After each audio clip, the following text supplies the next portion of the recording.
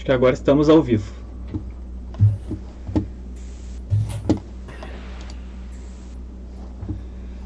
Só tô vendo se já tá chegando lá no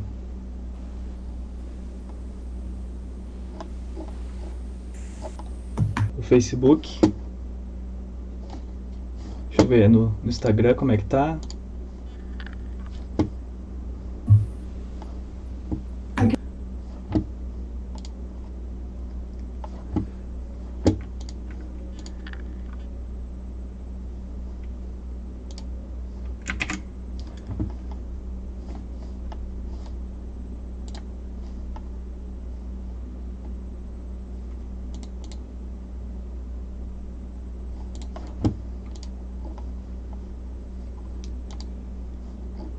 Facebook sempre complica mais.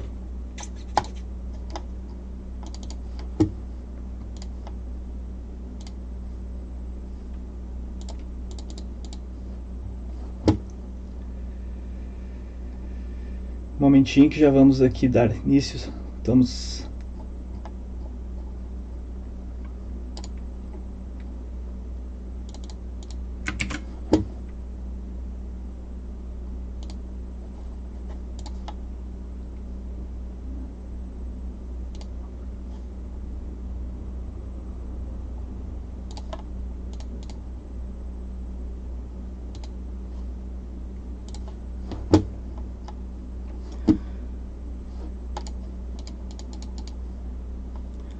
Se alguém tiver ali no Facebook conseguindo enxergar, por favor, eu vi que tem 2 pessoas aqui pelo íconezinho, mas eu não consigo ver.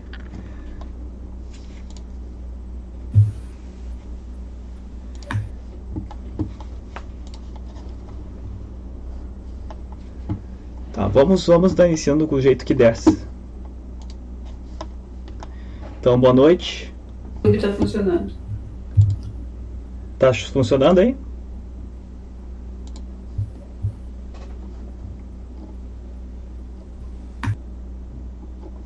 Não, pelo Face tá fora, pelo jeito. Ainda não entrou. Não. No Facebook Mas ele... o YouTube tá ok. No Facebook ele vai pro meu da página, não o meu pessoal. Vamos ver aqui.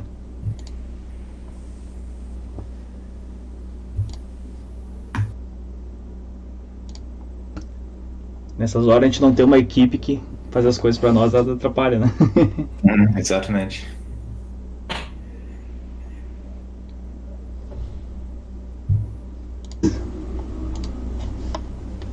Então, boa noite. Eu acho que tá aparecendo lá no Facebook. Tá funcionando aí? É, tá aparecendo lá. Legal. Então, vamos continuar. Vamos iniciar então. Tá aí? Boa noite, pessoal. Boa noite, Fernanda, André, que tá aqui no Facebook.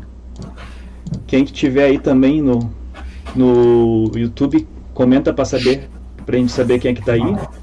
A gente poder cumprimentar. Essa live é bem legal. Estou muito contente de fazer essa live com o meu amigo Chan. Boa noite a todos aí. Porque nós somos grandes amigos, a gente se conheceu no Banrisul. E desde que a gente se conheceu, a gente está junto nessa caminhada, querendo compartilhar esses conhecimentos, trocando informações. Então, Chan, eu tenho ouvido uns podcasts e eu gosto que o pessoal fala assim, ele faz uma pergunta, dizendo assim, ó, quem é o Chan Wykes? Em 30 segundos, diga quem você é. Rapidamente. Bom, sou inglês, eu trabalho como criptógrafo, engenheiro de aplicações seguros, presto serviço para Banrisul. Eu sou estudioso, pesquisador da consciência, de projetos de vida. Eu sou formado em holoterapia biodinâmica pelo Unimundo. É isso, basicamente. Eu sou um eterno curioso. Um eterno curioso. Isso. A curiosidade é sempre muito boa, né? Para nos fazer crescer, né? Acho que sem a curiosidade, nenhum de nós, a gente nem estaria aqui. É bem isso, né? Bem isso. Então, Chan, para dar uma introdução, o que é esse teu projeto? Me fala sobre ele. Bom, na verdade, sim. Começando no início, eu nasci na Inglaterra, né? Eu vim para o Brasil em 96, 97. Eu passei todo esse tempo estudando, tentando primeiro me entender, ok? Que eu acho que a primeira coisa que a gente precisa fazer na vida é se entender, ok? Então, eu fiz bastante terapia, fiz várias vivências, eu passei por várias linhas, estudei, me formei em várias linhas aí. Mas tudo isso foi o que tinha ali um pano de fundo. Assim, chama de linha mestre, né? É o fio da meada que percorre toda a minha caminhada, que é justamente essa busca para entender como que se dá o processo de evolução da consciência, ou seja, do ser incorporado, encarnado, renascido aqui. Então, eu me encontrei, isso foi uma temática bastante comum. Então, todas as coisas que eu fiz, eu vi que a grande maioria era assim, eu levava para esse viés, esse lado. Ou seja, a compreensão de como que se dá o processo de autoconhecimento. Como a gente, por exemplo, eu vejo assim, o autoconhecimento é uma etapa contínua, né? A gente nunca para, mas é uma etapa necessária para a gente, assim, eu falo assim, a gente precisa se conhecer, autoconhecimento, para se auto-reconhecer. Ou seja, a gente começa a se identificar. Aí com isso a gente tanto ganha força, ou seja, a identificação pela valorização, ou seja, eu sei em que eu sou bom, em que eu preciso melhorar, o que eu faço bem, o que eu não faço. Isso leva a um processo de auto-reconciliação, ou seja, eu fico bem comigo mesmo. Aí com isso eu vou tendo mais força para quê? Encontrar pessoas afins, que eu chamo de grupo evolutivo, ou seja, pessoas afins de outras vidas que estão aqui junto comigo, ok? Eu estou junto com eles. Esse grupo grande de espíritos reencarnados aqui é executar algum projeto em conjunto, sabe? Que tem várias linhas nesse projeto, não é uma coisa só. Então, isso na verdade foi temática da minha pesquisa, dos meus estudos. Eu vejo assim, o 2016 é uma etapa trazendo isso à tona, a público. Eu tenho vários casos bem interessantes sobre isso. Eu comecei a dar palestra, isso se desenvolve num curso, ok? Então aí houve essa mudança agora com o Covid para online. Então na verdade estou montando um turma para o próximo curso. Então isso inclusive eu acredito que nos próximos anos isso vai se desenvolver para um livro. Então em 2 minutos, 3 minutos, acho que é isso, ou seja, projeto de vida é o que para mim? É um pré-planejamento em grupo que a gente faz enquanto estiver no plano espiritual antes de nascer, ok? Em grupo, porque se você para imaginar o quantos inter-relações, por exemplo, precisa de mãe e pai para nascer, mas quantas pessoas você encontra ao longo da tua caminhada nessa vida que você tem afinidade, você faz um trabalho junto, você estuda junto, às vezes afinidade por conta dupla, que a questão de amor evolutiva passa por isso, ou seja, a formação de duplo casais, ou as N configurações que tem hoje, a iniciação de alguns projetos maiores, de maior porte, que buscam justamente a transformação que a gente está na era da consciência, era da consciencialidade, e desse processo de renovação aqui na Terra, que está por todo lado, né? Então, mais ou menos isso, né? Muito, muito bom, boa introdução, hein? Só Obrigado. Deixa eu voltar aqui um pouquinho aqui para colocar. É muita tela para fazer ao mesmo tempo aqui. Sim, Para uma pessoa só cuidar. Ainda mais aqui eu Tipo, eu tô usando, pra você explicar, gente, por que eu tô mexendo pra lá e pra cá. Eu tô utilizando uma nova plataforma de live, que é o Prism Live Studio, que ele permite tu fazer live em vários lugares ao mesmo tempo. Só que ele tem uma limitação. Ele não funciona para fazer para mais de uma pessoa apresentando ao mesmo tempo a live. Então eu tive que fazer uma gambiarra. Então eu criei um Meet aqui no Google Meet com o Jean, e dentro do Prism eu estou colocando para ele mostrar a nossa videoconferência. Então eu estou tendo que cuidar de várias telas ao mesmo tempo aqui, né? A tecnologia nos ajuda, mas enquanto a gente não domina ela, também ela acaba... Sim. Sim, né? Mas exatamente. Isso faz parte... Acho que um dos grandes... Se for falar no amplo... O projeto evolutivo da humanidade, eu acho que a humanidade ela está evoluindo em diversos aspectos, né? A gente evoluiu muito na questão da tecnologia. Sim. E o ser humano ainda não se acostumou, né? Porque o ser humano ainda tem um cérebro, digamos assim, primitivo, né? Tem um cérebro ainda que tem os mesmos comportamentos da época das cavernas. Então a gente vai se adaptando pouco a pouco a essas novas realidades. Então agora eu vou perguntar pro pessoal aí que está no chat, no YouTube, no Facebook, me diga como vocês se veem lidando com as questões de tecnologia, junto com o comportamento de vocês. Como vocês percebem que o comportamento de vocês e a tecnologia interage, de certa forma?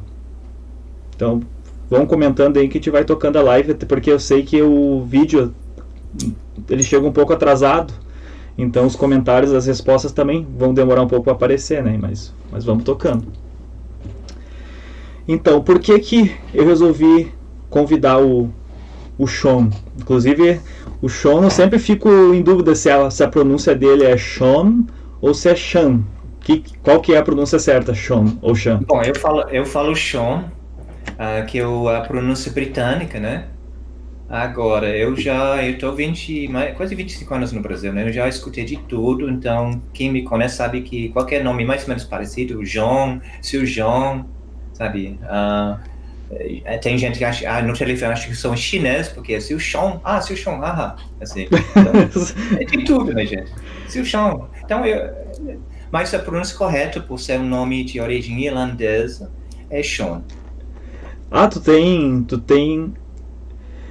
tem origem irlandesa? Pensei que tu era britânico. Bom, na verdade, a mãe, ela escolheu esse nome. Ela não sabe bem porquê.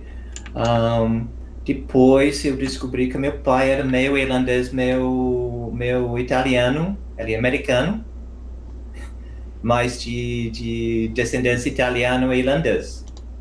Aí ela puxou pelo lado irlandês, sem ela saber. Mas... eu não tenho nenhuma... Pessoalmente, eu não fui uma vez para a Irlanda, não tenho muita relação com a Irlanda. Interessante, né? A gente vai fazendo, às vezes, uma das coisas do nosso projeto evolutivo é legal agora falando, né? A gente estudar a nossa linha genealógica, né? Porque pegando assim as nossas raízes ancestrais, a gente pode fazer um certo resgate, né, de coisas dessas culturas. Sim. Que muitas vezes pode estar reprimidas em nós ou então exageradas, né? Tanto os traços fortes que estão reprimidos quanto traços fardos, né? Como pode falar isso, né? Aquelas coisas que nos atrapalham, né? Podem estar exacerbados, né? Então, o Felipe Fontena falou que está precisando de um assistente. Pois é, né? Daqui a um tempo, se meus projetos começarem a crescer mais, vou ter que começar a contratar pelo menos um estagiário, né? Pelo jeito. Né? Mas em relação a essa questão da nossa herança, né, Silvano, eu tenho, assim, eu entendo o seguinte: a gente, hoje, como ser humano aqui, a gente tem 3 linhas de herança. Tá? Nós temos o quê? A herança biológica. Indiscutivelmente, nós somos filhos dos nossos pais. Ok? Pela biologia, o DNA, tudo isso. A gente não sabe o que vem nesse DNA. porque tem muita coisa que é desconhecida, né? Que a ciência está engatinhando essa análise do DNA. Então, a gente vê também coisas que a gente ainda não descobriu. Mas tem uma outra segunda linha de herança que é a nossa herança social, grupal. Por exemplo, eu estou aqui falando com sotaque de inglês. Por mais que eu tenho 20 anos no Brasil. Então, isso é uma herança da minha criação como inglês. Mas isso vai muito mais profundo. Porque a gente vai acabar assimilando coisas culturais, comportamentais do nosso berço. Então, em diversas áreas. Agora, o terceiro nível que eu gosto que é importante analisar, que é nossa herança espiritual. Mas aí nessa linha, eu penso que essa é a nossa herança de gente mesmo. Ou seja, eu sou quem eu sou hoje, por quê? Por causa do DNA dos meus pais, da biologia, por causa de toda a questão comportamental, quanto do berço, quanto tudo que eu assimilei, adotei ao longo da minha vida. Mas muito mais eu sou também aquilo que eu sou herança de eu mesmo. Ou seja, eu como espírito que nasceu, eu trago comigo meus traços de personalidade. A mesma coisa, quando eu morro, eu levo comigo um monte de dimensão, mas eu sou a mesma pessoa. Então, aí, se eu sou uma pessoa ciumenta, eu vou continuar sendo um espírito ciumento. Então, aquilo que eu trouxe, que eu venho ganhando ao longo das minhas milhares, centenas, milhares, milhões de vidas, desde que a gente não sabe como foi a nossa criação, mas eu venho galgando estágios evolutivos todo esse tempo. Então, isso é uma coisa que eu coloco no curso, ou seja, a gente pode descartar, a gente ter pé no chão e cabeça no cosmos. A gente não pode descartar as bases biológicas, ok? As bases psicológicas, comportamentais, sociais, grupais, porque a gente também está em grupo pela afinidade. Mas as bases também multidimensionais, espirituais, que parece estar sendo cada vez mais fortes. Ou seja, a gente já está vendo um monte de crianças nascendo por aí, já nasce, sabe o que vão fazer na vida, com quem vão casar, que vai viajar para tal lugar, vai ser ok, a gente está vendo muitas, que é justamente a herança espiritual da criança para ela mesma. Isso é verdade que tu falou, né? Uma coisa que eu gosto de sempre falar, né, quando a gente fala de espiritualidade, né, porque eles não são todas as pessoas que acreditam ou seguem esse paradigma de vidas múltiplas, né.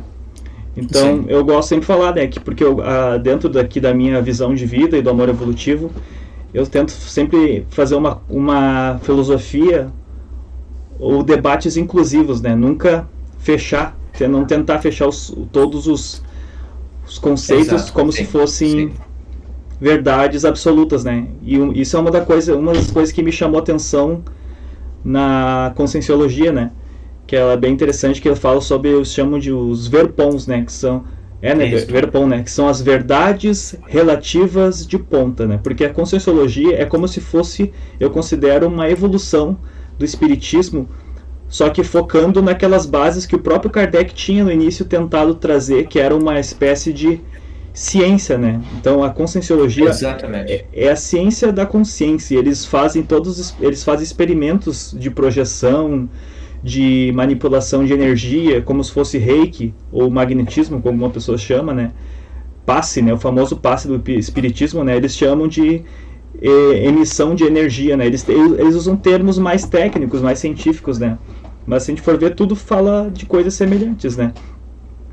E a gente está percebendo assim um grande aumento de pessoas que estão tendo essa consciência desperta sobre suas vidas passadas, né? Seja às vezes através de vivências espirituais, às vezes até experiências de vida que a pessoa tem, que acaba fazendo com que ela espontaneamente ela tenha acesso a memórias de vidas passadas, às vezes até no meio de uma terapia, que ela está fazendo uma terapia que nem é uma terapia que lida com questões espirituais, mas acaba surgindo, né? Eu mesmo, quando faço minhas terapias corporais, que são através de massagens, né? Que são uma psicoterapia corporal, muitas vezes eu estou tentando resolver, quando eu fui levar com temas para resolver questões da minha vida atual, durante o processo terapêutico, automaticamente vinha flashes e insights de memórias de acontecimentos que tu claramente percebia que não era referente a essa vida.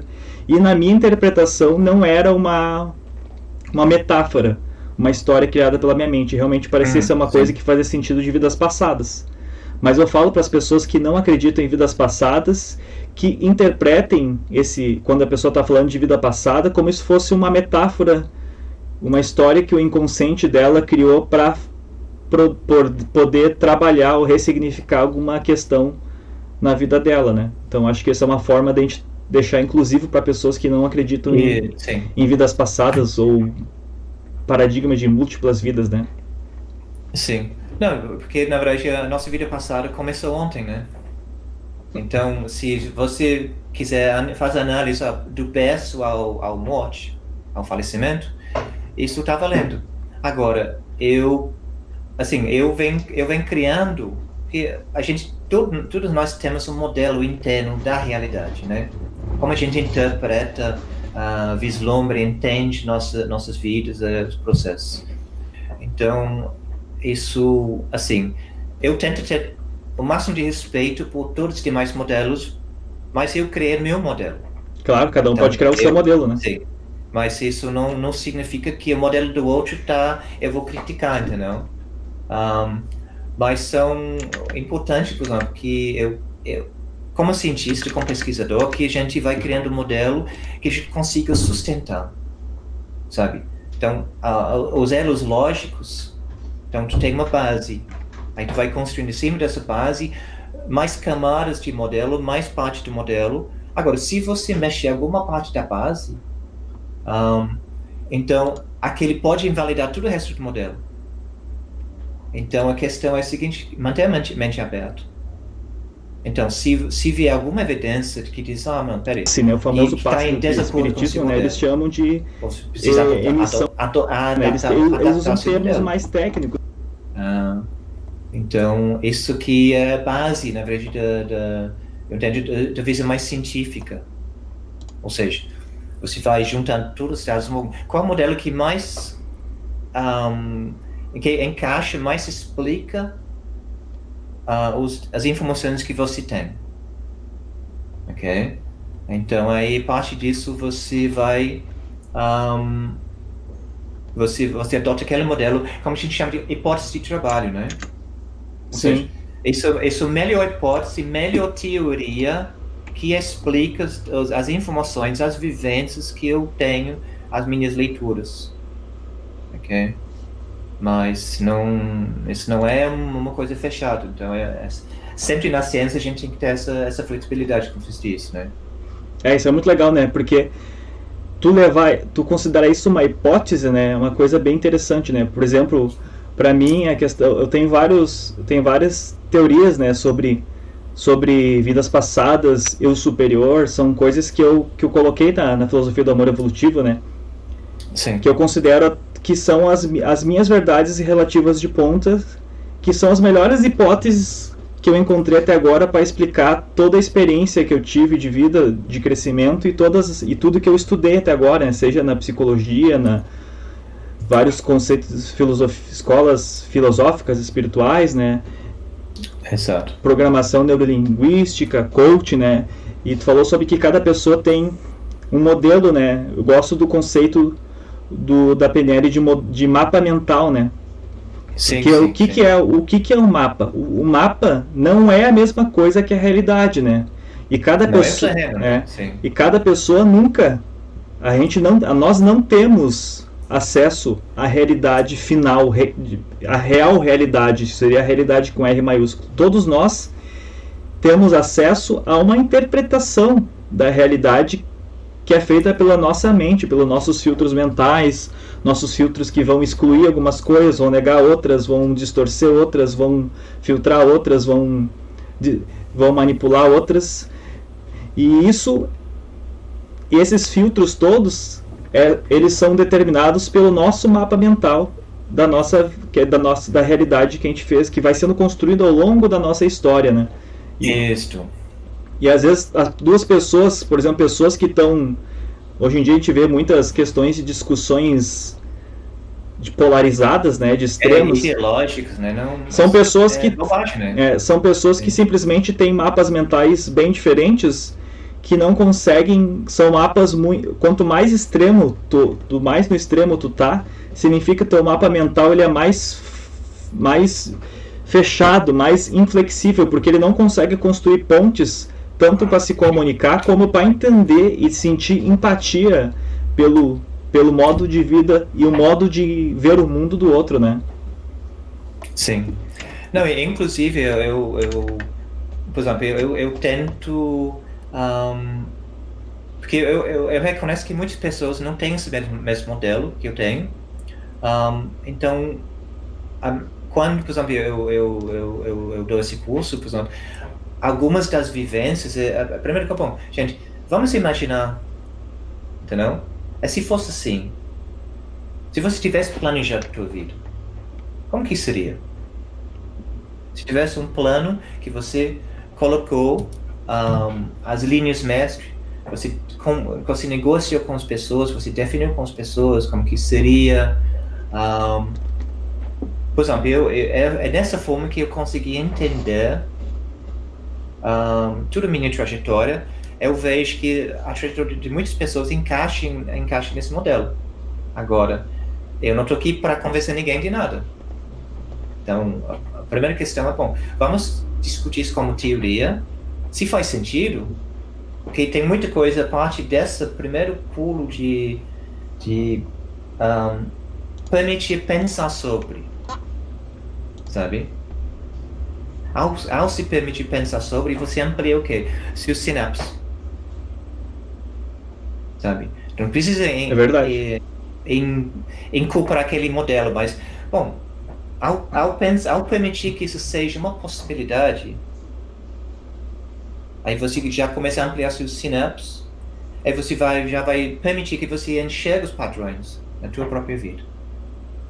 É isso que interessa, sabe? Aí se, por exemplo, tiver vivências que dizem, é terceiramente aberto, sabe?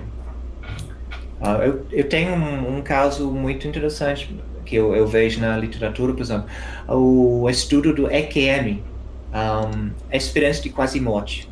Isso é muito interessante, pessoal, presta atenção, porque os estudos de quase morte é uma coisa é um estudo feito na ciência que digamos assim, que pode nos ajudar a fazer uma ponte entre a espiritualidade, entre os próprios filosofias que acreditam em vida após a morte, se baseiam muitas vezes em experiências de quase morte, né? Sim. Então, o que a pessoa vê?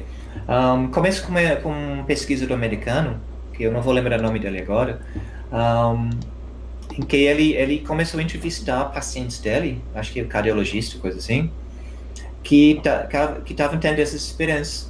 Ele achou tão interessante os fatores que tinham em comum com as experiências, ou seja, a pessoa está na maca, numa cirurgia, para o coração, para o fluxo de sangue ao cérebro, a pessoa é dada como morta, mas ou é ressuscitado, alguma coisa acontece, mas a pessoa já passou por uma experiência muito próxima da morte.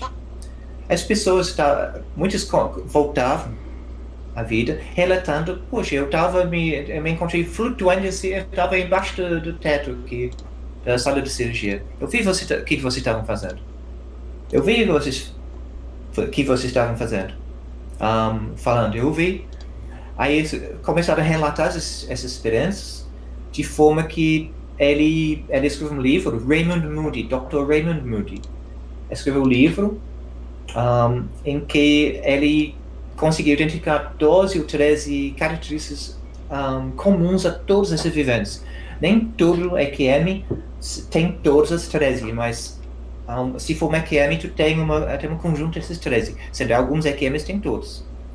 É uma das coisas, por exemplo, pessoas às vezes se vê na maca ou se vai dentro de carros, vê o carro ali embaixo, está flutuando, aí tem lucidez sobre uma parte da vivência, depois parece que é levado, atraído, vai flutuando, entra num túnel, um tubo, aí, em algum momento, vai encontrar com algum ser de luz, algum ser iluminado, evoluído, dá o nome que quiser. Aí esse ser conversa com a pessoa, às vezes tem os familiares em volta, que recebe a pessoa, mas esse ser, muitas vezes, faz o quê? Algum ato, ou seja, coloca a mão na testa, a pessoa tem uma visão panorâmica da sua vida, sabe? Até então. Aí, mas vivenciada é tipo, passa o filme muito rápido, mas sentindo tudo o que acontece. Ou seja, aquela vez você brigou, aquela vez você ajudou a pessoa, aquela vez você, sabe, as coisas que ficam mal resolvidas, aquela coisa que você deixou de fazer por medo, por preguiça, por comodismo, por sei lá o quê. Aí, depois ele faz a pergunta, bom, você quer deixar assim? Ou você quer voltar a refazer, repaginar a tua vida? Tem coisas que tu deixa de fazer. Tem coisa do seu projeto de vida que você não fez ainda. Aí é dado a escolha. A pessoa escolhendo, volta. Ok? As pessoas que não escolheram, a gente não tem notícia, né? Não tem como saber. Por enquanto. É por isso que a gente só consegue ter referência de experiência de pessoas que tiveram uma experiência de quase morte e resolveram voltar, né? Porque obviamente, quem não quis, desistiu, né? Abortou a missão, né? Não voltou para contar a história. Embora, se você for ver, por exemplo, toda a literatura espírita, a gente vê muitos casos contados não só o espírito, mas a própria conscienciologia, ou eu sou formado em holoterapia biodinâmica, num mundo que é uma abordagem terapêutica que leva em consideração esses aspectos, principalmente o sexto sentido, ok? Os sentidos ampliados, leva em consideração a possibilidade de ter mediunidade, de conversas esclarecedoras com espíritos, ok? Então ele é como terapia integrativa, leva em consideração toda a nossa as questões de saúde biológica, física, energética, psicológica, mental, questão da evolução pelas ideias, mas também abarca essa questão espiritual, sem religião. Então, em todas essas líneas, a gente vê também relatos de espíritos, de seres que tiveram essas vivências, seguir em frente, mas relatam sobre o que aconteceu. Então, o interessante aqui é o seguinte: conforme as suas crenças, as pessoas voltam dessas vivências e dizem, eu encontrei com Jesus, eu encontrei com Maomé, eu encontrei com meu bisavô falecido, encontrei com um robô iluminado, assim. Conforme isso, modelo de vida, eu não sei. Cada um, sabe, antes que com Buda, é o quinto Buda da prosperidade, estava ali, sentado, eu conversei com ele. Ou seja, conforme o modelo da vida de cada um, eles vão vão reconhecer aquilo como algo familiar para eles. Então, essa é a questão. Não interessa a sua crença, mas interessa que você permite ter as vivências. É que você permite modificar seu modelo com base nas vivências que você tem. Sabe? Muito legal. Então, sim. Então, acho que agora a gente pode ir para aquela parte que tu vai apresentar os conceitos do teu projeto, né? Deixa eu colocar aqui. Vou fixar aqui. E vai ficar só vou aumentar um pouquinho tua cara. Bom desse aplicativo que a gente consegue ajustar todas essas coisas ao vivo, assim. Deixa eu só agora clicar lá na página. Dar um zoom aqui. Então, O teu projeto se chama Projeto de Vida da Consciência em Evolução, né? E daí, aqui vamos começar pelo primeiro conceito que tu colocou aqui, né? Do processo evolutivo contínuo. O que que é isso? O que que tu pode falar pro pessoal, né? E daí já vou abrir aqui, ó. Bom, isso é justamente o que eu falei, ou seja, que nós, meu entender, nossa evolução vem de longa data. É um processo contínuo, ok? Então, a gente vem evoluindo, se for ver só biologicamente, a gente vem evoluindo como animal, como bicho, como organismo, né? Então, a gente vê que tem toda a estrutura celular dos animais multicelulares vem evoluindo, tudo questão do darwinismo, né? Até chega no que hoje é o animal mais evoluído que se conhece, que é o ser humano. Será? Até onde eu sei, é. Até onde a gente sabe, né? Sim, até onde eu sei. Assim, sempre dentro de uma faixa, né? Porque a gente vê, tem gente mais, gente menos, sem preconceito, mas cada um está num ponto nessa escala. Mas a gente pode ver comportamentos muito primitivos. É só ligar a TV.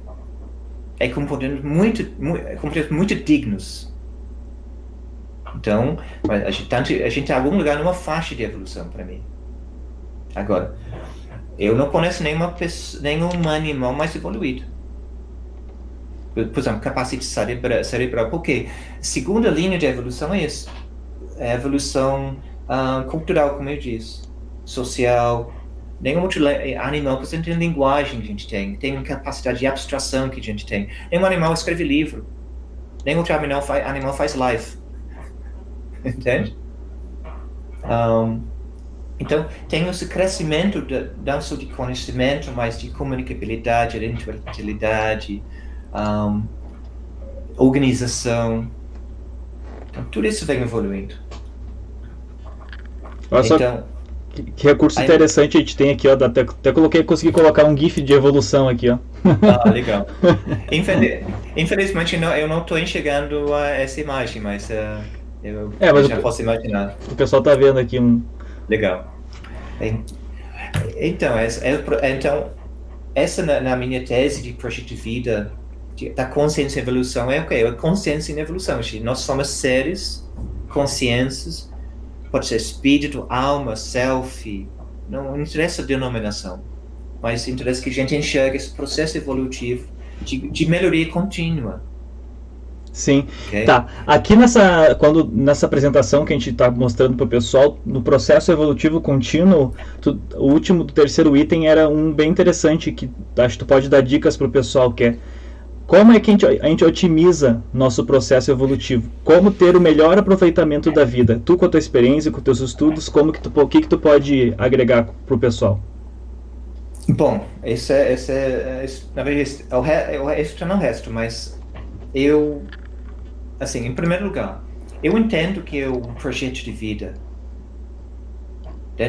nos termos que eu estou descrevendo, é justamente a ferramenta principal para a otimização da vida. Ou seja, se eu sou um ser pensante hoje, eu consigo planejar as coisas, então eu teria como ter planejado dentro do meu modelo antes de nascer, ok? Que eu mantenho toda a minha capacidade de lucidez, de planejamento, de organização, ok? Junto com essa série de luz aqui dos EQMs, ou seja, o cara mais evoluído, que tem maior visão do conjunto, ou seja, consegue ver o que eu preciso melhorar na minha vida, quais as oportunidades, quem mais vai estar na Terra naquele momento, naquela época, sabe? É fazer o melhor match.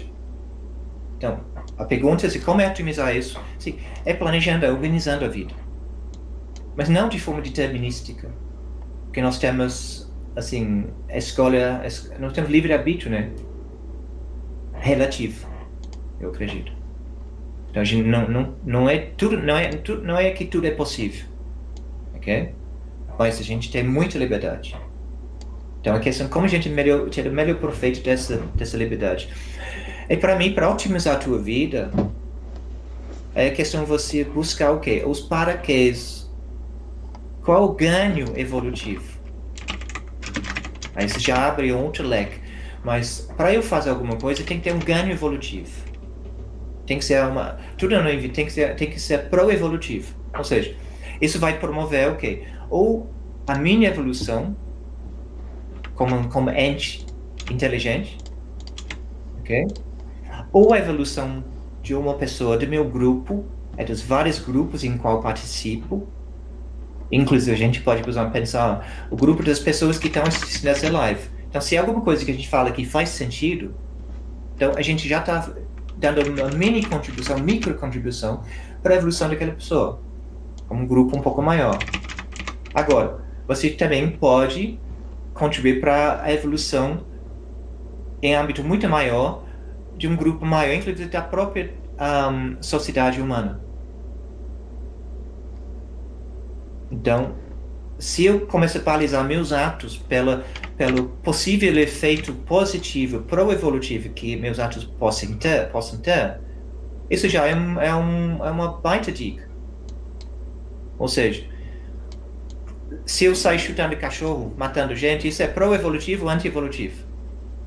Assim, é um exemplo besta, eu sei, mas começa por aí, sabe? Se eu estou brigando na internet por causa de partido político ou que não vai se convencer, eu estou na sua bolha, eu estou na minha bolha de crenças, eu estou perdendo tempo ou estou sendo pro-evolutivo? Então, isso para mim é base, sabe? E como é que a gente sabe? Tá, digamos assim, agora te ajudar. É fácil identificar as coisas que não são, digamos assim, que não tem ganhos evolutivos, que são contribuições negativas que a gente dá para o mundo, né? Que são, na verdade, atrapalha o bem-estar e a evolução de todo mundo. Mas como é que a gente identifica se uma coisa realmente aquilo dá, realmente aquela coisa que eu estou pensando fazer ou planejando fazer para minha vida ou para as pessoas, como é que eu sei que algo realmente vai me trazer ganho evolutivo para mim e para o meu grupo de pessoas mais próximo, ou que eu possa ter poder de impactar? Como você pode saber? Primeiro, com muita análise. Ok? Tem muito estudo. Ok?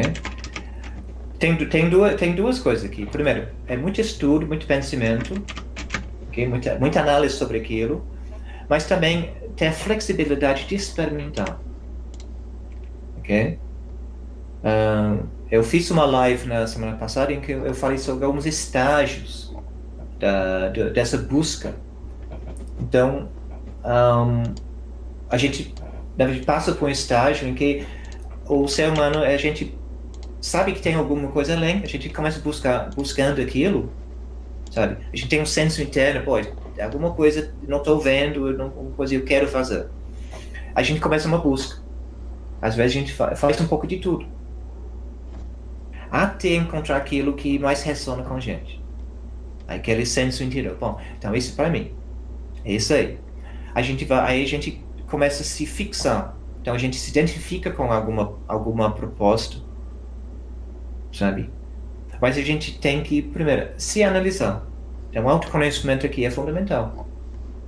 Então, é muito mais profundo, mas se você começar, por exemplo, a ver, bom, uma proposta evolutiva, você seria o quê? Em essência, seria o quê? Você aplicasse os melhores aptidões, competências, talentos, tirar maior proveito daqueles, ok? Enquanto você trabalha as suas deficiências, as coisas que você não sabe, ou seja, vai ter um crescimento, vai ter ferramentas que você já tem, tu usa essas ferramentas, ok? Em prol de um projeto, uma proposta, ok? Superando as suas deficiências, as aptidões que você ainda não adquiriu, ok? Aí, esse é um lado esse desenvolvimento, é colocar na prática aquilo que você melhor faz, ok? Isso é base. Então, você vai, por exemplo, aí você pode ser pro-evolutivo, mas tu não sabe fazer, não tem nenhuma afinidade, não tem nenhum encaixe com seus aptidões. com suas competências, então vai ser mais difícil. Entendi. Okay? Isso no primeiro nível de análise, certo? Aqui nem não vai ser numa live rápida que a gente vai poder aprofundar tanto, né? Mas acho que então, essa questão do autoconhecimento, de tu pensar primeiro, em primeiro nível, acho que a gente pode pensar, a gente tem que aprender a unir o nosso modo de pensamento racional com o nosso pensamento emocional e intuitivo, né? Porque unindo essas instâncias a gente vai conseguir ter um processamento da informação melhor e vai conseguir ter uma decisão mais assertiva, né? E não, digamos assim, distorcida pelo ego ou pela razão, né? Que às vezes com a nossa razão a gente consegue até justificar certas coisas como aparentemente positivas, mas na verdade causam coisas negativas para nós e para os outros, né? Exato, ou seja, sai do emocionalismo para o sentimento. Porque a gente faz muita coisa na emoção. Aí vai na emoção, quebra a cara muitas vezes. Agora, tu vai no sentimento, aprende a sentir, presta atenção nos seus sentimentos. Como você está se sentindo? Como que eu sinto? Aí tu tá te abrindo, tanto para perceber desde a questão corporal, ou seja, qual é o reflexo daquilo no meu corpo, ok? Tanto a questão intuitiva, ou seja, eu estou com essa sensação de que essa coisa é certa. A gente vai trabalhando em intuição, que justamente é uma das aptidões do sexto sentido, a aptidão parapsíquica, enrola a língua, desculpa, que é o mais comum. Aquela ideia, bom, então eu vou por aí. Aí parece que isso, sabe? A gente se questionar, sabe? Unir a razão com o sentimento, com a intuição, como você disse. Perfeito. Então vamos adiante então, porque já estamos quase indo para o final da live. Acho que a gente não vai conseguir fazer em 1 hora. Não, nem. É muito pouco tempo. Eu já vou abrir todas as outras coisinhas aqui.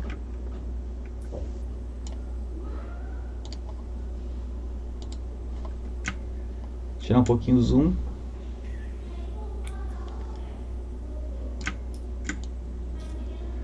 Então, agora a gente tem a parte de projetar, planejar as linhas mestres, né?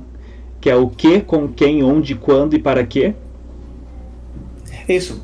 Então, aí vamos lá, porque eu vou ser breve nessa questão, porque tem muito, por exemplo, tem um estudo de projetos.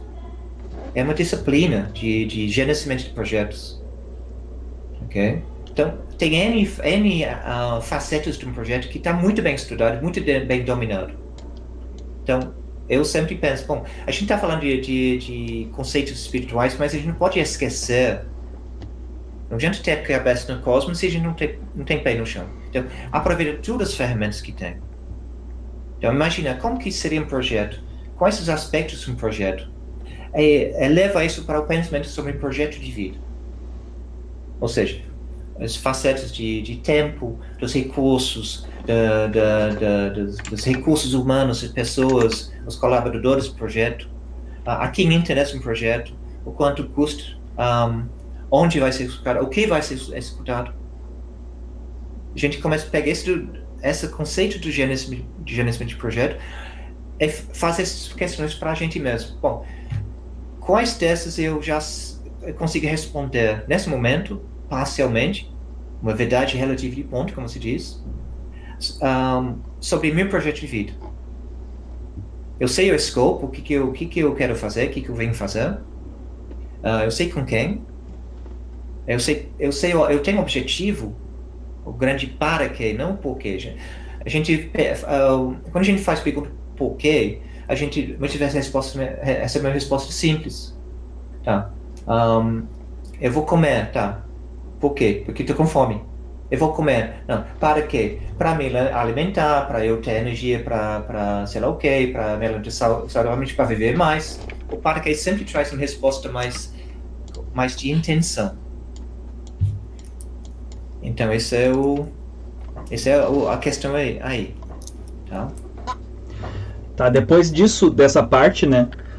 tem os recursos conscienciais, né? Que aqui tu colocou para nós aptidões, talentos, recebimentos e retribuições, ideias inatas e afinidades. Acho que é interessante, fala sobre essa questão de ideias inatas, porque não é todo mundo que tem familiaridade com esse conceito. Sim. Não, isso é o quê? O que você tem de ideia inovadora? Ideia individualista? Ok? Nós somos todos indivíduos, nós somos todos únicos.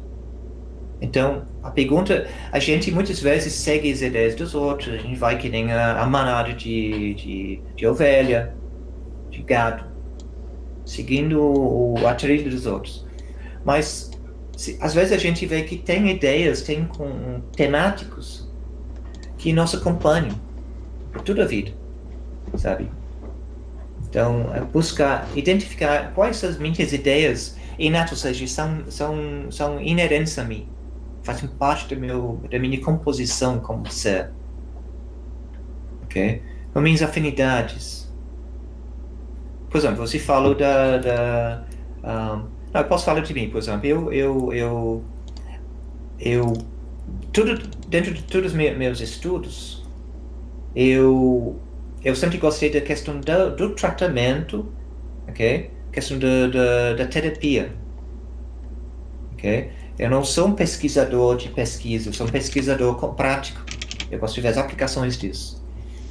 Então, isso me acompanha, esse traço. Então, é um traço, uma aptidão que eu tenho, mas se a gente vê, quando eu me mudei para Porto Alegre, quase 20 anos atrás, eu estava no avião, e me veio na cabeça uma intuição, uma ideia, olha, eu vou para Porto Alegre e vou ajudar a construir um centro de tratamento. Puxa vida, o que é isso? Eu anotei no meu caderninho e eu esqueci. Aí, 4 anos depois, conversando com uma amiga, a fundadora do Unimundo, ela expôs o projeto dela, eu vi que tinha encaixe. Ok? Então, parte disso é o quê? A gente buscar, não se identificar, a gente tem que se identificar quem eu sou, quais minhas ideias, e buscar pessoas afins, em todas as áreas, sabe? Em que a gente possa desenvolver nossas ideias.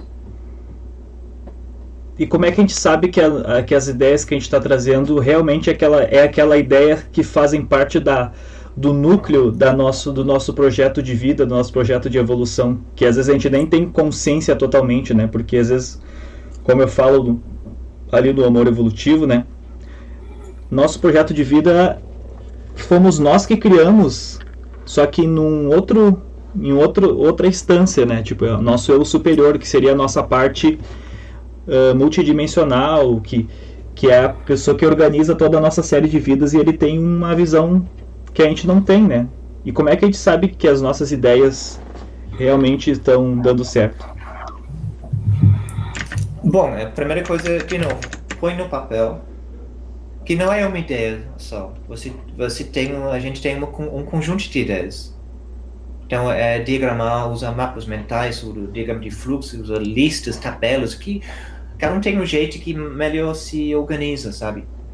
Mas eu andei fazendo muitos diagramas, que eu sou tanto mental quanto visual, sabe? Ou como no PNL, auditivo, eu sou misturar auditivo com visual. Então, eu faço rabiscos.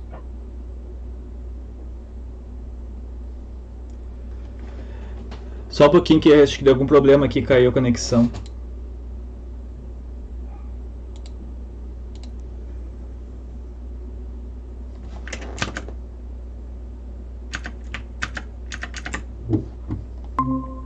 Tem. Quais as ideias semelhantes, quais as ideias associadas àquilo? A gente vai expandindo. Agora, se tem uma ideia que parece que não encaixa com o resto, bom, deixa anotadinho, mas deixa do lado por enquanto. Porque você já identificou um conjunto de ideias que são coesas. Isso tem a ver com o que eu falei, das nossas afinidades, quais as minhas aptidões, sabe? O que eu acho que eu tenho em latência, mas eu preciso superar algum medo. Eu, 12 anos atrás, eu tive muito medo, me considerava uma pessoa tímida. Aí eu fiz um projeto, eu comigo mesmo, para superar a timidez. Então, porque era uma coisa que eu precisava, então eu fui atrás de uma competência. Agora eu estou aqui fazendo live. Então,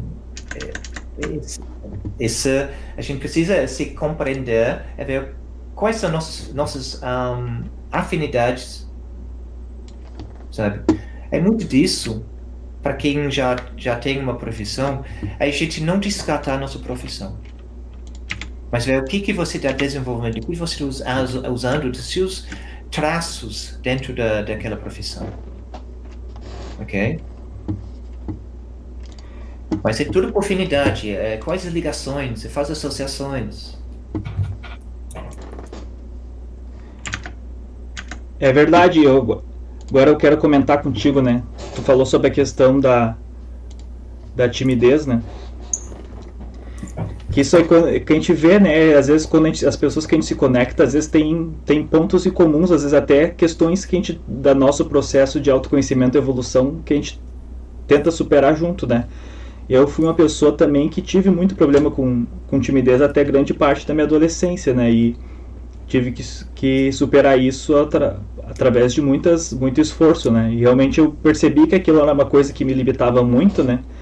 Então, eu fui atrás, né? E daí se tu for ver ali se a gente for ver aqui na questão, depois que tu colocou aqui de autoconhecimento, né? Que tem as superações dos desafios, medos e traumas, né? Isso é como se fosse um pré-requisito, né? Porque a gente não tem como a gente pensar em ajudar alguma pessoa, fazer alguma missão, se a gente tiver com nossos potenciais e nossas habilidades bloqueadas, né? E a timidez é uma coisa que bloqueia muito a tua capacidade de expressão e tua capacidade de até de expressar as coisas que tu quer, e comunicação é tudo na nossa vida, né? Por exemplo, sim. Uma das coisas que eu fiz para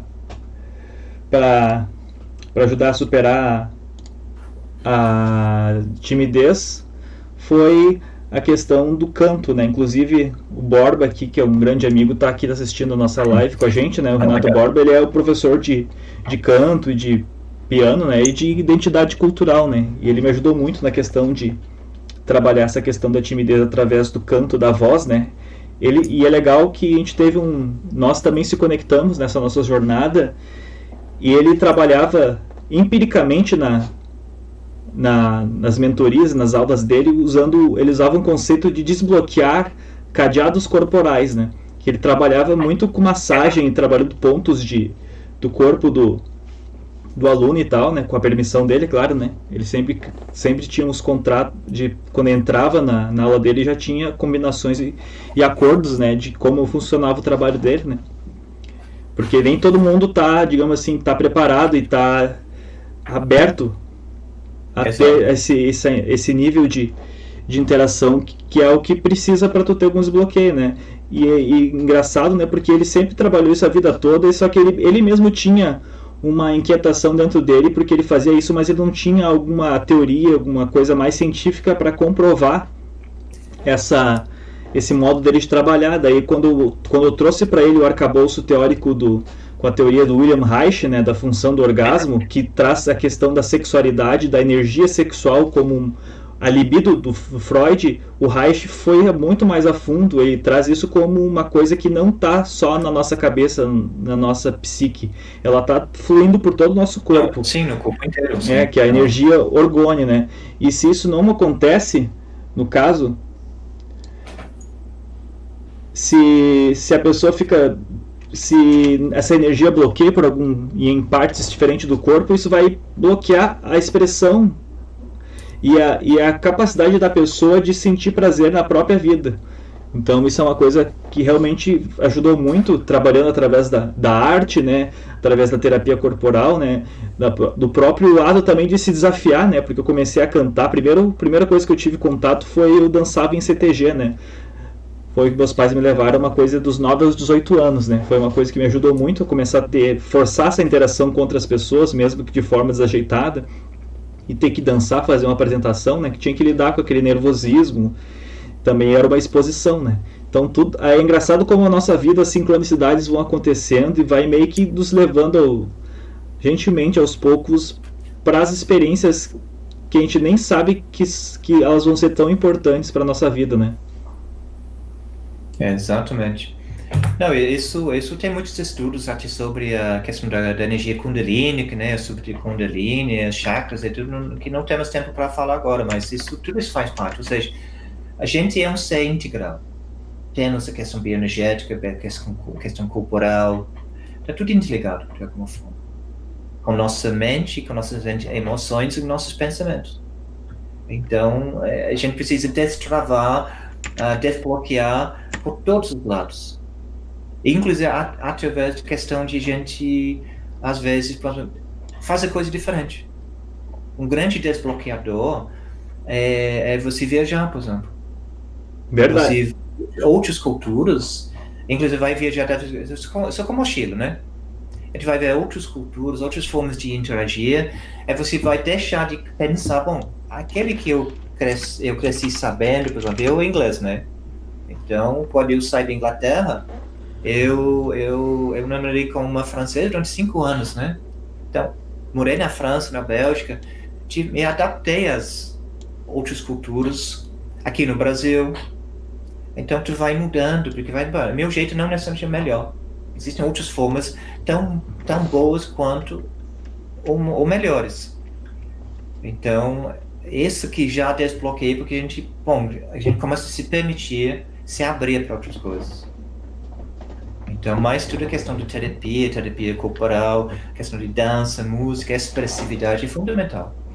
Tu falou de um ponto muito interessante, né? Muitos momentos da minha vida que eu estive com algum bloqueio, com algum problema para resolver, acontece de eu ter vontade de fazer alguma viagem, nem que seja uma viagem simples, não precisa ser uma viagem internacional, né? Às vezes simples fato só de tu sair daquele contexto que tu tá, né? Isso. Daquela coisa da rotina, né? Tu ir para um outro lugar. Eu gosto principalmente, as melhores ideias e as melhores resoluções de problemas que eu tive foi quando eu estava junto com o mar, da praia, porque é uma coisa que areja muito a minha ideia, né? Uma energia muito boa do mar, da mente, do pisar na areia, né? Sentir a areia ali, se molhar, né? E a própria questão energética, né? Que a areia é um cristal, né? E o sal também é um cristal, e quando tu vai na água, tu deixa ali, tu purifica, tu faz uma limpeza da tua energia, né? O próprio Reich fala que a energia orgânica do nosso corpo, ela é atraída pela água, e quando a água com sal, ela é muito mais potente, né? Então, isso eu quis só acrescentar, né? E uma coisa legal, uma coisa que eu aprendi, daí foi assistindo um filme que eu recomendo. Muita gente alguns homens podem ter preconceito e dizer que é filme de mulher, que é filme Água com Açúcar, né? De comédia romântica, mas Comer e Rezar e Amar é um filme incrível. Sim. Que fala justamente sobre uma mulher que ela tá perdida na vida dela, e ela quer uma mudança, e ela resolve fazer várias viagens. Só que ela põe uma questão que eu acho muito diferente, que as pessoas vão viajar só para se distrair. E ela põe propósito na viagem. Quando tu põe um propósito, uma intenção forte para fazer uma jornada, a tua própria mente, a tua própria experiência daquela viagem, ela vai ser guiada por essa intenção, por esse propósito, e tu vai atrair situações e experiências e vai conseguir refletir nessa viagem, e vai faça uma experiência na próxima viagem que vocês forem, vão com a intenção forte de responder alguma dúvida que vocês têm, tomar alguma decisão ou resolver algum problema de vida. Com certeza vocês vão voltar dessa viagem com pelo menos um passo à frente para resolver essa questão. Tentem que vale a pena. Sim. É que eu falo das ações pro-evolutivas, ou seja, se você for viajar, vai fazer turismo, vai conhecer lugares bonitos, vai comer comida boa, legal. Mas tem que ter uma proposta maior naquilo, ou seja, ou tu vai aprender alguma coisa, tu vai, sabe, alguma coisa que te coloca na intencionalidade, sabe? Aí eu vou crescer através disso, eu vou conhecer alguma coisa diferente. É não só fica naquele sempre do mesmo, vou fazer turismo, sabe? Outra questão é a questão de gente se flexibilizar, porque tu fala uma coisa sobre as sincronicidades, Silvano. Então, essa para mim é uma forma do universo, o jeito que cada um compreende o universo fala com a gente, sabe? Então, quando vem aquelas coincidências, aqueles encontros fortuitos, né? Aquelas coisas que de repente, justamente naquele dia,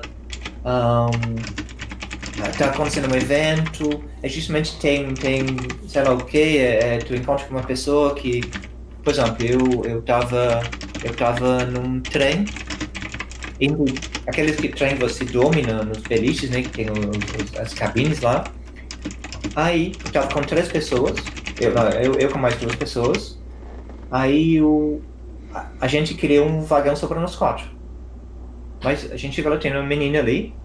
Aí não, conversamos, ele disse, não, peraí, nós estou com a minha família do lado, no vagão, na cabine do lado. Tem um espaço lá, eu só vim para cá porque estava vazio. Eu posso ir dormir com eles. Ah, beleza, aí a gente conversa um pouco.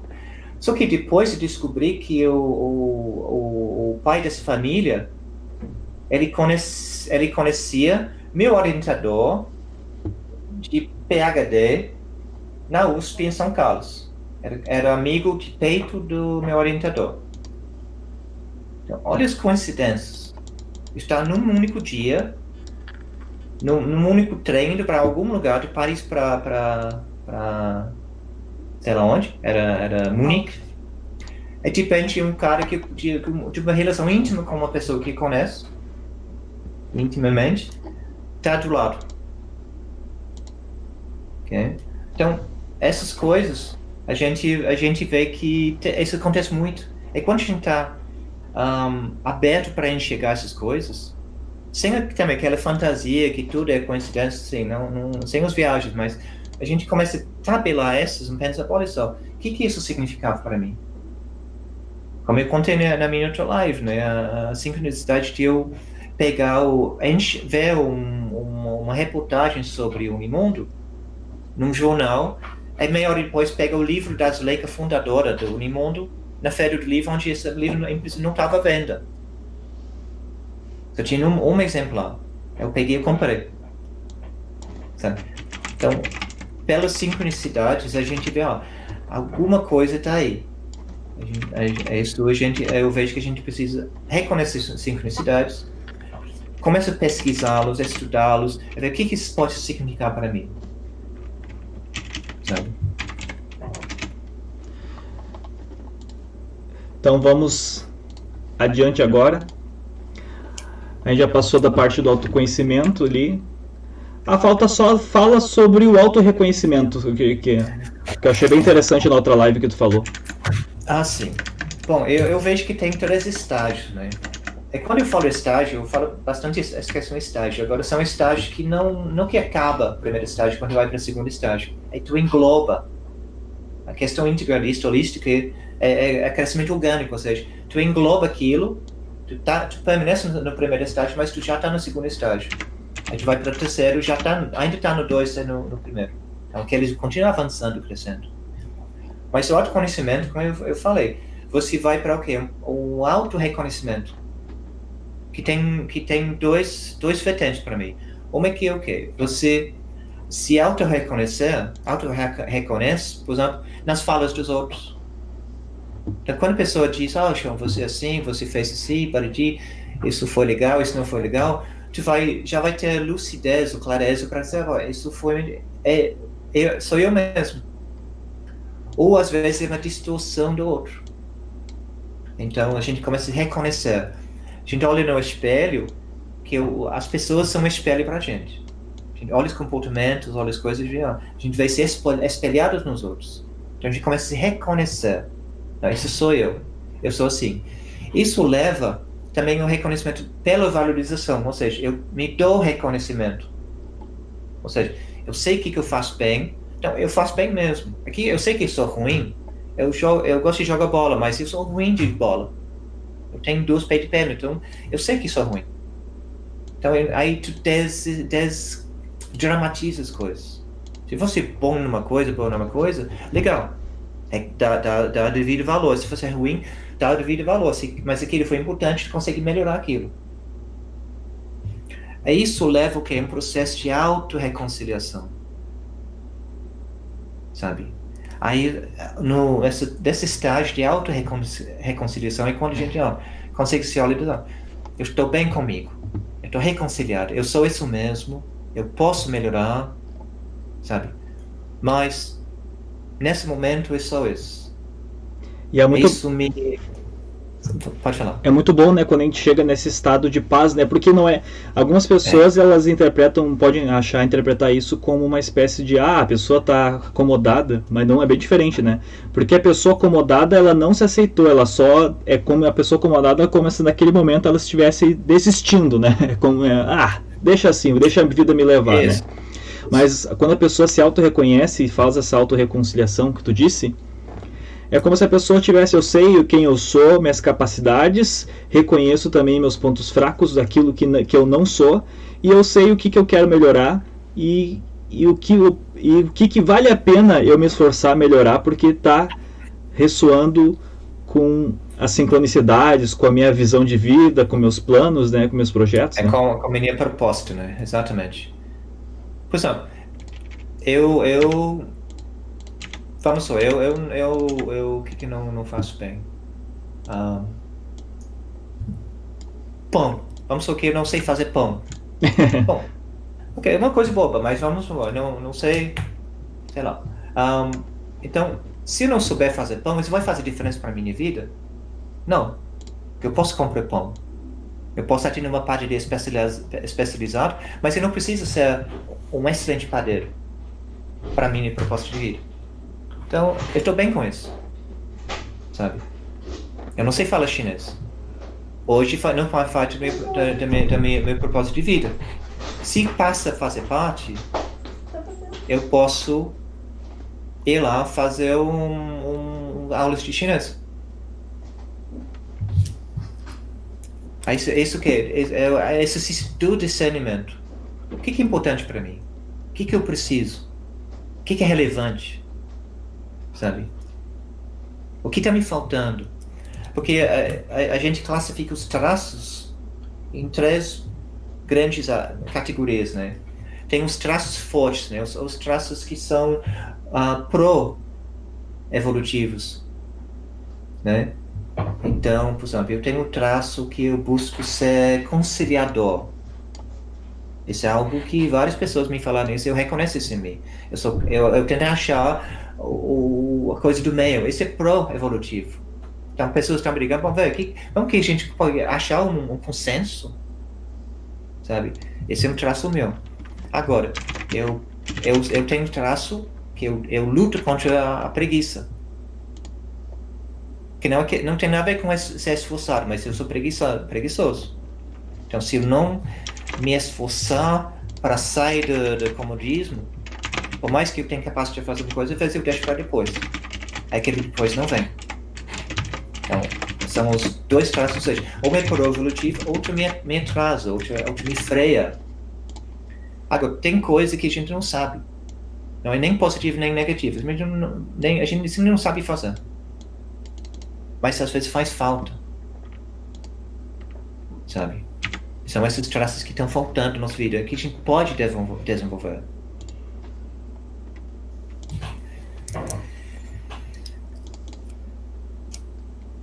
Aí. Estamos com o nosso horário bem estourado, né? Para finalizar, vamos só falar sobre a questão como as parcerias evolutivas, né? Já que a gente está aqui falando sobre amor evolutivo também, como é que isso entra no nosso projeto de planejamento de vida? Bom, aí é também uma conversa ampla, mas eu gosto de destacar só algumas questões.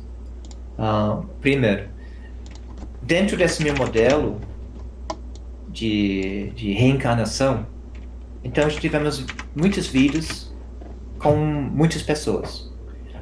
Então, ao longo dessas vidas, tem pessoas com qual que fica algo pendente, né? Essa é uma das linhas de pensamento filosófico, ou seja, fica alguma coisa mal parado. Mas tem outras pessoas com quem a gente deixa coisa bem legal. A gente tem afinidade, não deixa nada deslizar, não deixa nada parado, não teve nenhum desacordo, desentendimento, sabe? Então, essas duas, de forma bem simples, eu entendo como fazendo parte do nosso grupo evolutivo, ok? Então, tem pessoas com as quais a gente tem alguma pendência, ok? Então, eu vejo que essas pessoas, a gente nasce com essas pessoas, ou a gente encontra essas pessoas, aí parte do nosso projeto de vida é justamente fazer a reconciliação, ou seja, repaginar o passado em conjunto. Então, às vezes aquela pessoa que tu não dá certo, ok, mas tu, sabe, o colega que está do seu lado na mesa do lado, aí tu muda de mesa e depois o chefe muda ali do lado. Então, parece que gruda. Então, são aquela pessoa com quem tu tem alguma ligação que faz parte, eu entendo, do seu projeto de vida. Faça a reconciliação. Ajudar ela é deixar ela te ajudar. Que sempre são duas vias. Agora, com os passados evolutivos, em que já está resolvido, aí é questão de somar e multiplicar, ou seja, pelas afinidades, pela complementaridade, okay? Que vocês juntos vão poder construir algo maior do que um mais um. Agora, nem sempre essas pessoas são diferentes. Pode ser que você tenha pendência com uma pessoa, que eu tenho visto, que a gente tem uma mistura desses diferentes tipos. Então, tem pendência com pessoas, mas vocês dois estão no nível de também se tornar parceiros evolutivos.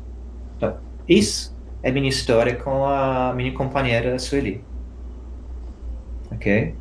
A gente tem muita afinidade, tem uma proposta em conjunto, mas nós tivemos N problemas a serem superados que a gente não conseguia entender só com essa reflexão sobre o passado, sabe?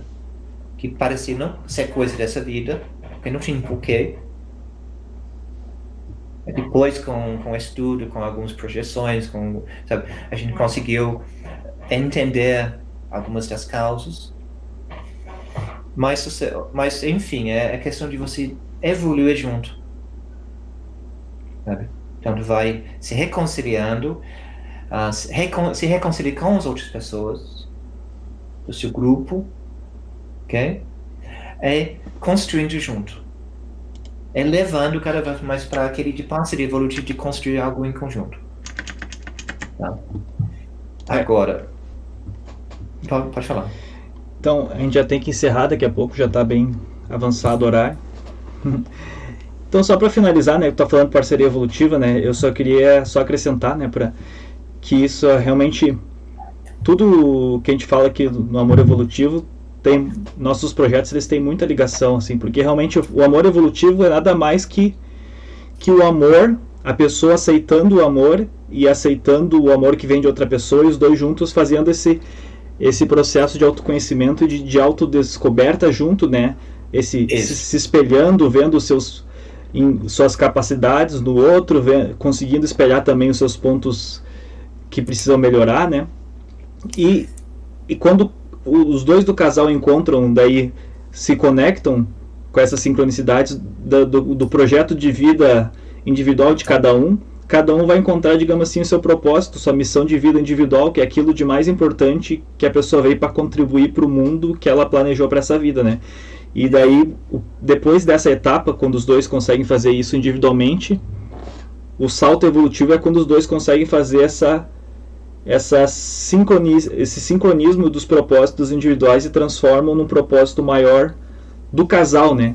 Que daí que eu chamo de o relacionamento ativista, né? Ativista espiritual, digamos assim, né? Que a pessoa, o casal não vai deixar para o mundo só apenas filhos, ou nem vai deixar filhos, dependendo da escolha de cada casal, mas vai deixar alguma obra positiva, um legado positivo, né? Exatamente, sim, é bem isso. E cada casal pode ter o seu próprio legado, né? Seja, uns vão através do voluntariado, outros vão... Tem casais que a gente vê aí que deixam esse legado do amor através da música. Tem outros que vão através de livros, de empresas, projetos, né?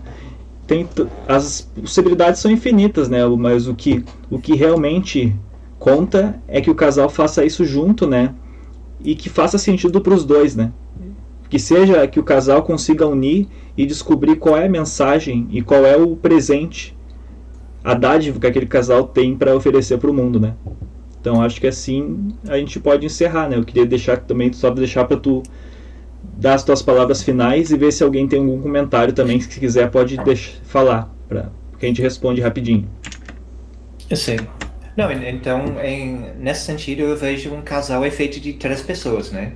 São as 2 pessoas mais o casal. Isso, é o terceiro elemento, né? Que ele é muito mais do que a soma dos dois, né? Ele é uma multiplicação, né? Dos potenciais individuais de cada um.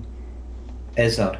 Agora, eu vejo primeiro, a gente só vai encontrar um parceiro de vida se a gente se conhece. Tu fala bem isso no seu livro, a questão da autenticidade. A autenticidade, né? É um pré-requisito, né? Senão a pessoa não vai a pessoa que não é autêntica, né? Ela vai aceitar qualquer um e vai deixar entrar na sua vida uma pessoa que não aceita ela, que não está alinhado com seus valores, porque ela mesma não conhece seus valores e por medo de não ser aceito pelo outro, ele vai tentar esconder ou maquiar ou mascarar quem ela verdadeiramente é. E quando do próprio relacionamento isso é insustentável, né? E quando começar a pessoa se mostrar Sim. Como ela verdadeiramente é, aquele relacionamento que foi baseado no ego pode acabar em ruína, né? Pode acabar em término, né? Mas em alguns casos, mesmo começando de uma forma meio torta, é possível transformar em relacionamento evolutivo. Eu falo isso no livro, né? Então, porque às vezes o universo opera de maneiras misteriosas, né? Então as sincronicidades vão nos levando e às vezes a gente acaba dando certo, né? Só tem os dois têm que se permitir, né? Estar dispostos a crescerem juntos, né? Sem egoísmo, sem aquela coisa arrogância, né? Permitir que o outro aponte e se permitir melhorar para si e também ter a humildade de querer melhorar para o outro, né? Que essa eu considero a maior forma de amor que existe. Exato. Então, voltando para essa questão, ou seja, são 2 pessoas mais o casal, que é a complementaridade, sinergia, tudo que é maior do que os 2. Agora, as 2 pessoas têm que estar fortes. Ou seja, eu sempre penso, a gente quer ser útil, né? Para ser uma ferramenta, a ferramenta tem que ser um chave de fenda, alicate que for, tem que estar bem. Então a gente tem que estar bem consigo mesmo, para estar em parceria com o outro. Os 2 têm que estar bem. Segundo,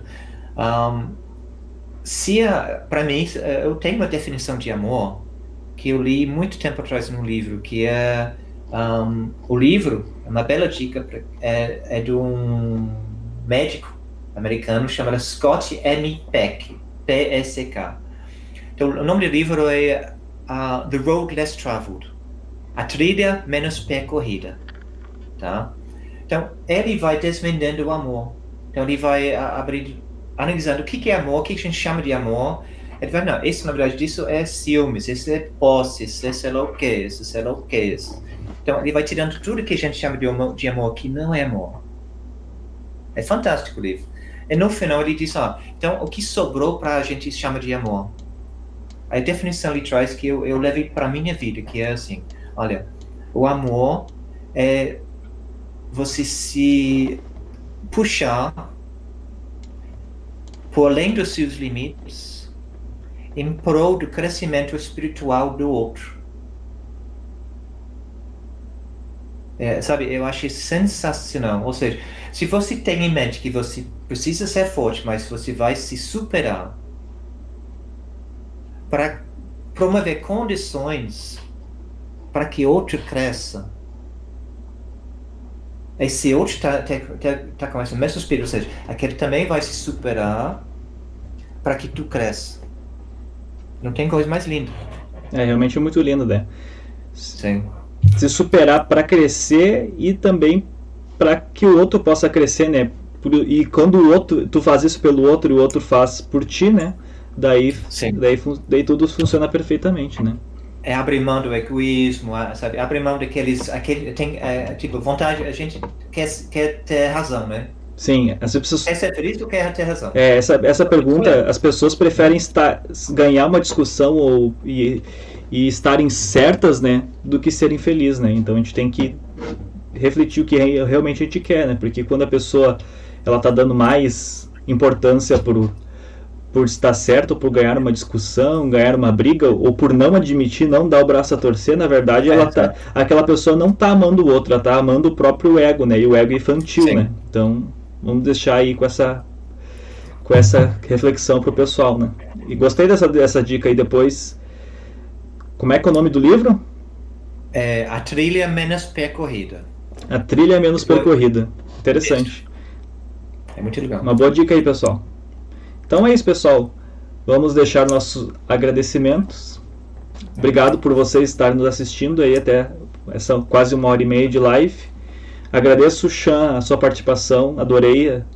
Nós temos que fazer mais lives juntos e com certeza vamos fazer muitas coisas juntos aí por temos muitos projetos para tocar. Sim, gente. Muito obrigado pela presença aí. Foi uma honra estar aqui, viu, Silvano? Gostei muito. Vamos falando, né? Isso aí. Muito mais por aí. Tá bom? Então tá, gente. Valeu. E como eu sempre falo nos meus textos do livro do Amor Evolutivo, gratidão e amor sempre para todos vocês. Tchau. Exatamente.